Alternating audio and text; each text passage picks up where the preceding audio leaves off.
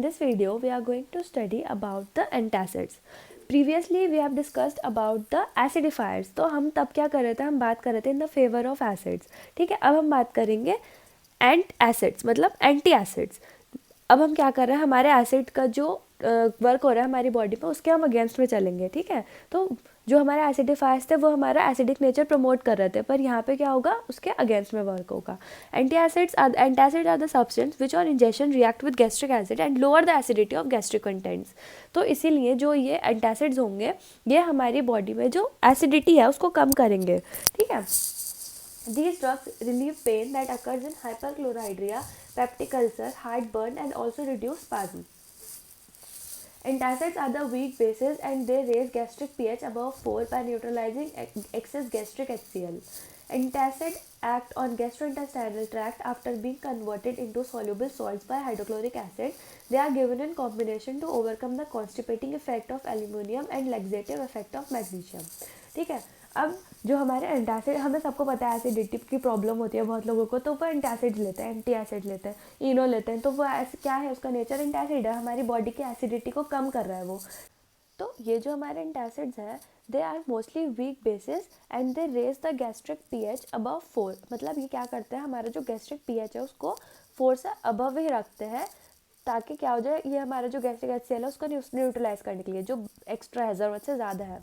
ठीक है, अब देखिए कुछ, क्योंकि कुछ अमाउंट ऑफ HCl तो हमें चाहिए रहता है वो हमारी बॉडी नॉर्मल बॉडी फंक्शनिंग के लिए, बट अगर हमारी ज़रूरत से ज़्यादा रहता है तो हम फिर ऐसे इन चीज़ों का यूज़ करते हैं.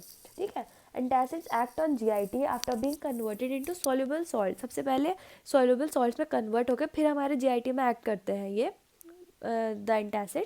They are given in combination. अभी हमें कॉम्बिनेशन में देते हैं ताकि जो एल्यूमिनियम और लेग्जेटिव इफेक्ट है ऑफ मैग्नीशियम का, मतलब एल्यूमिनियम और मैग्नीशियम में कॉन्स्टिपेटिंग इफेक्ट होता है, तो उसको कैंसिल आउट करने के लिए हम इनको कॉम्बिनेशन में देते हैं पेशेंट को. The neutralizing capacity of an antacid is expressed in micro equivalent of HCl. Every antacid product must have a total of neutralizing capacity of at least 5 milli equivalent of HCl per dose. ठीक है, ये तो इसका amount है जिसमें हम उन्हें देंगे. अब एक सबसे अच्छा एंटासिड की क्या क्या प्रॉपर्टीज़ होनी चाहिए. वाटर में सॉल्युबल होना चाहिए and it should have a fine particle form. It should not absorbable और cause systemic alkalosis. Systemic alkalosis cause नहीं करे, उसका पार्टिकल साइज बहुत फाइन हो.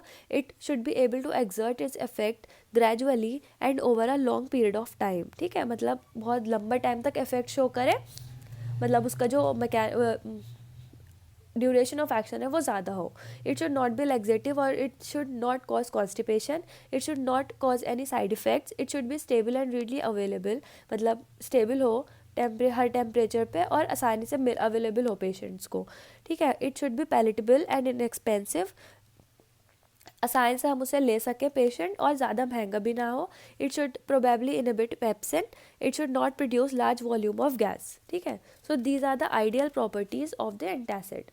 एंटासिड का क्लासिफिकेशन में हमने इसको डिवाइड किया into systemic non systemic type में.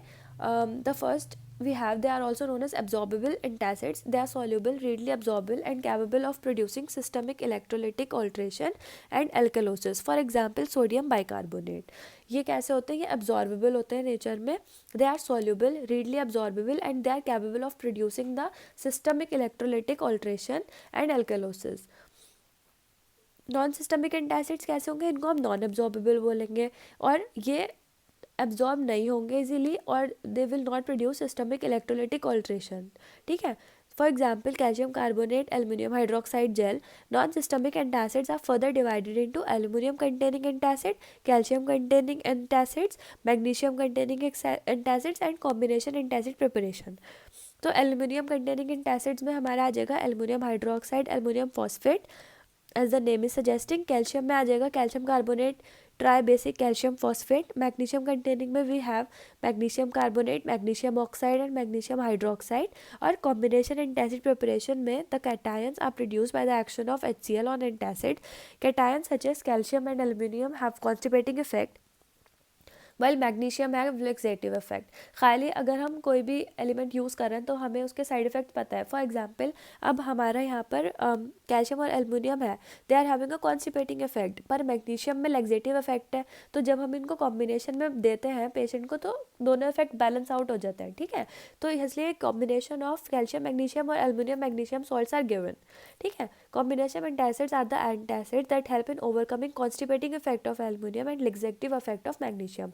तो ये क्या करते हैं, कॉम्बिनेशन एंटासिड्स का ये फ़ायदा है कि जो कॉन्स्टिपेटिंग इफेक्ट और लेक्सेटिव इफेक्ट है उसको कैंसिल आउट कर देते हैं और हमें जो डिज़ायर्ड हमारा फार्माकोलॉजिकल एक्शन है वो मिलता है। फिर aluminium hydroxide gel and magnesium hydroxide gel and magnesium trisilicate, magaldrate, magaldrate hydrate and hydrated magnesium aluminate, ये सब इसके एग्जाम्पल्स हैं, ठीक है।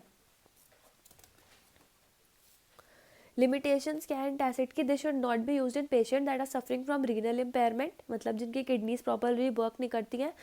Gastric absorption of drugs like isoniazid, warfarin, tetracycline is affected. Excretion of acidic drugs is accelerated and urinary excretion of basic drug is inhibited. मतलब acidic drugs का जो excretion है वो ज़्यादा हो जाएगा और urinary excretion of basic drugs जो है वो रुक जाएगा in the presence of systemic antacid.